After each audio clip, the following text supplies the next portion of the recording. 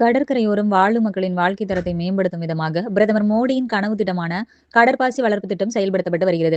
இந்த திட்டத்தை புதுச்சேரி பிராந்தியத்தில் செயல்படுத்தும் விதமாக புதுச்சேரி அரசு மத்திய கடல் மீன்வள ஆராய்ச்சி நிறுவனத்திடம் ஒப்பந்தம் செய்துள்ளது. அதன்படி புதுச்சேரி மற்றும் காரைக்கால் பிராந்தியங்களில் தலா 2 மீனவ கிராமங்களில் தேர்வு செய்யப்பட்டு கடற்பாசி வளர்ப்பு முன்னோடி திட்டம் துவங்கப்பட்டது. அதன் ஒரு பகுதியாக ஏம்பலம் தொகுதி பனித்திட்டு மீனவ கிராமத்தில் கடலின் கடற்பாசி வளர்க்கும் திட்டம் கடந்த செப்டம்பர் 30ஆம் தேதி துவங்கப்பட்டுள்ளது.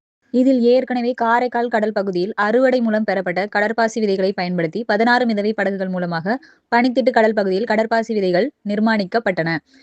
விதையிடப்பட்டு 45 நாட்கள் கடந்த நிலையில் கடற்பாசிகள் முழு வளர்ச்சி பெற்றுள்ளன. இவற்றை அறுவடை செய்யும் பணி நடந்தது. இதில் மீன்வள மற்றும் மீனவர் நலத்துறை அமைச்சர் லட்சுமி நாராயணன், லட்சுமிகாந்தன், எம்எல்ஏ ஆகியோர் முன்னிலை வகித்து கடற்பாசி அறுவடை பார்வையிட்டு ஆய்வு செய்தனர். இந்நிகழ்ச்சியில் மீன்வளத்துறை இயக்குநர் முகமது இஸ்மாயில், இணை இயக்குநர் தெய்வ சிவகாமி, துணை இயக்குநர் மீரா சாஹிப் மற்றும் பனித்திட்டு கிராம பஞ்சாயத்து முக்கியஸ்தர்களும் மற்றும் மீனவ சுய உதவிக்குழு பெண்களும் கலந்து கொண்டனர். 560 கிலோ கடற்பாசிகளை விதைகளாக பயன்படுத்தி முதல் அறுவடையில் சுமார் 2000 கிலோ அளவிற்கு முதல் தரமான கடற்பாசிகள் அறுவடை செய்யப்பட்டுள்ளது.